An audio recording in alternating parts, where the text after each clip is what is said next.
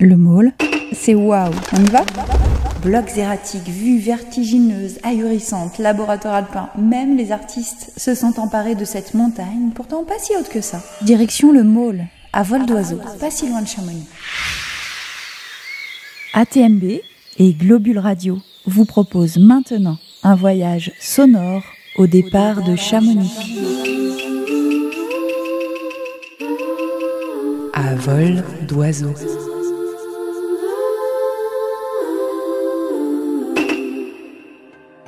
La saison 2 de la chronique Tapis volant pour étancher votre soif de mouvement au pays du Mont Blanc.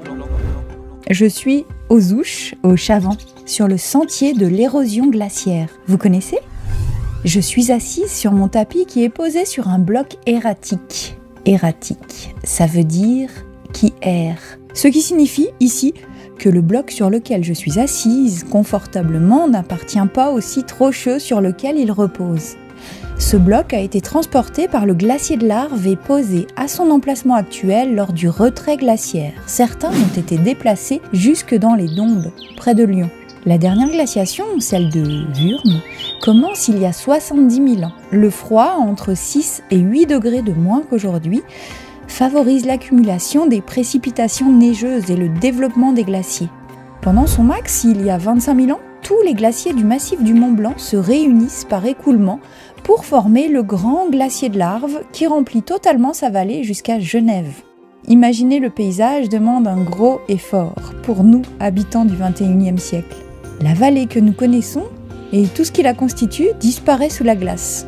Au-dessus des Ouches, seule l'Aiguillette et ses neiges éternelles émergent de cet immense plateau glaciaire. C'est fou. Allez, on file un peu plus bas dans la vallée, mon tapis joli et moi, pour découvrir un autre bloc erratique sur une montagne pas si haute, mais importante dans l'imaginaire collectif. Je suis au-dessus de l'A40 et je reste en stationnaire pour regarder cette montagne qui nous intéresse aujourd'hui. Le môle. Il a une forme d'un cône presque parfait. 7 km en longueur pour 5 km en largeur, avec une altitude de 1863 mètres. C'est une petite montagne pour la Haute-Savoie, mais elle a une grande importance géographique. Elle sépare la vallée de l'Arve, au sud, et à l'ouest, de la vallée du Gifre, au nord et au sud-est, et commande l'entrée sud du bassin genevois. Sur son flanc sud s'épanouit le petit, mais renommé vignoble d'Aïse. Du parking, j'emprunte une route empierrée qui mène au chalet des Granges. Le sentier, et nous avec d'ailleurs, se faufile entre les chalets vers l'est et permet d'accéder à la crête. Je suis la crête, assez large mais très raide. Ils ont l'air de galérer un petit peu dans cette montée là, les randonneurs.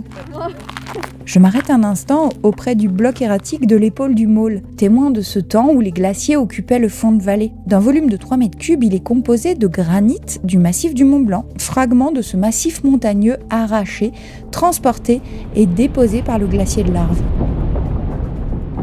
Son altitude, à environ 1550 mètres, indique qu'il a été déposé à cet endroit entre il y a 65 000 et 55 000 ans, période au cours de laquelle le glacier a atteint sa cote maximale à cette altitude, 300 mètres sous le sommet. C'est dingue, non, de se dire qu'il y a eu ici 1500 mètres d'épaisseur de glace, non ? La prochaine fois que vous passerez au pied du môle, vous vous imaginerez, gros effort, le paysage à cette époque. Vous et votre voiture, vous êtes sous la glace. Je continue la montée et je laisse la croix sur le chemin et j'atteins le sommet. Partout où je me tourne, la vue est vaste.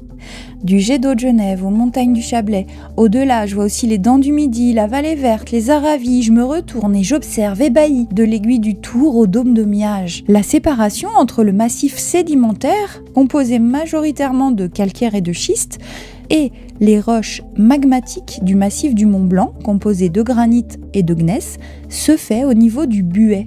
Cette imposante masse sombre de 3100 mètres où subsistent des névés et dominant la vallée du Gifre se voit bien. Les torrents de l'Arve et du Gifre serpentent dans les fonds de vallée. La vue est dingue du sommet du môle. De nombreuses familles sont arrivées jusqu'ici en chantant. Visible de Genève, comme du sommet du Mont Blanc, le môle, malgré sa hauteur relative, 1863 mètres, est très présent dans la culture montagnarde haut-savoyarde. Ce belvédère, au-delà duquel se séparent les vallées de l'Arve et du Haut-Gifre, a attiré très tôt de nombreux visiteurs. Sa forme spécifique, que l'on peut prendre pour un volcan suivant l'angle de vue, constitue un excellent repère naturel pour les montagnards et les voyageurs sur des dizaines de kilomètres tout autour. Un petit air de Fujiyama quand la neige couronne le sommet. Le môle, c'est aussi un laboratoire alpin. Les naturalistes du XVIIe siècle l'ont parcouru pour observer les plantes, la géologie ou le climat. C'est du môle que fut évaluée pour la première fois l'altitude du Mont Blanc en 1775. Il a été estimé d'ailleurs à cette époque-là à 4804 mètres, c'est pas mal pour un début. Saussure y est monté de nombreuses fois pour essayer de percer le mystère de la route d'accès au Mont Blanc. Le môle apparaît dans plusieurs œuvres bien connues. Mary Shelley, par exemple, dans son livre Frankenstein ou le Prométhée moderne, cite le môle comme étant visible depuis Genève par son héros Victor Frankenstein, qui était originaire de cette ville. Je quittai l'endroit où j'étais assis et poursuivis ma marche. Bien que l'obscurité et l'orage fussent à chaque minute plus intenses, et que la foudre éclata avec une force terrible au-dessus de ma tête. Le Salève, les monts du Jura et les Alpes de Savoie en renvoyaient l'écho. Des éclairs brillants éclaboussaient mes regards et illuminaient le lac qui ressemblait à une immense nappe de feu. Ensuite, tout paraissait, pendant un instant, d'une noirceur absolue, jusqu'au moment où les yeux s'habituaient à ce contraste avec l'éclair précédent. Comme il arrive souvent en Suisse, l'orage surgissait à la fois en divers points du ciel. L'endroit où il atteignait la plus grande violence était au nord de la ville, au-dessus de la partie du lac située entre le promontoire de Bellerive et le village de Coppet. Un autre orage éclairait le Jura de faibles lueurs. Un autre encore obscurcissait et parfois révélait le môle, mont pointu situé à l'est du lac. Tout en observant la tempête, si belle et pourtant si terrible, j'errais toujours d'un pas rapide. Cette majestueuse guerre dans le ciel élevait mon âme. Je joignis les mains et m'exclamai à haute voix. « William, cher ange, ce sont là tes funérailles et les lamentations sur ta mort. » En disant ces paroles, je vis dans l'ombre une silhouette surgir d'un bouquet d'arbres non loin de moi. Je restai le regard fixe, absorbé par cette vision. Il était impossible de me tromper. Un éclair illumina cette apparition et m'en découvrit nettement la forme.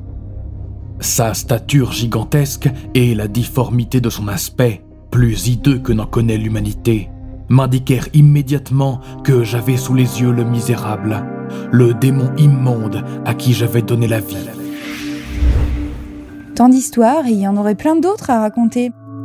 Mon imagination est activée. Pour redescendre, nous décidons de faire une boucle et de redescendre du môle en passant par le petit môle et l'alpage de l'Ardère. Nous dévalons le sentier au-dessus de Bonneville, presque aussi vite que les trailers. À l'alpage, une pause s'impose pour déguster de merveilleux chevrotins. Et si vous n'avez pas de tapis volant, prenez la sortie 17, direction Bonneville, zone industrielle.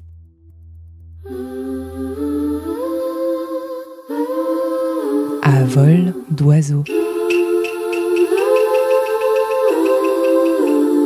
La saison 2 de la chronique Tapis volant pour étancher votre soif de mouvement au pays du Mont Blanc. À très vite pour un nouveau voyage avec ATMB et Globule Radio.